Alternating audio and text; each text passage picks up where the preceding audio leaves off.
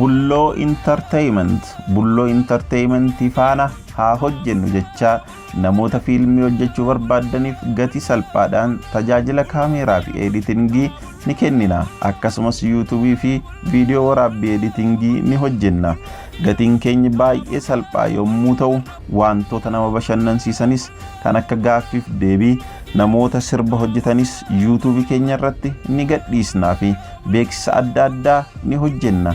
Hayyoota Oromoos seenaa isaanii haala mi'aawaa ta'een ni qopheessina.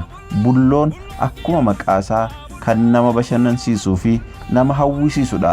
Kanaafuu nu faana akka bashannantan hojjedhaa jechaa chaanaalii keenya like, share fi subscribe gochuun nu duukaa bu'uun affeerraa keenya.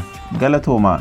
Teessoon keenyas Jamoo 2 Addabaabaayii Birhaan Baankii Gamoo Kiyyaa jedhamu irratti nu argattu. Lakkoofsi bilbilaa keenya akka armaan gadiitti ni jira. Bulloo Entertainmentiin kana qofaas miti.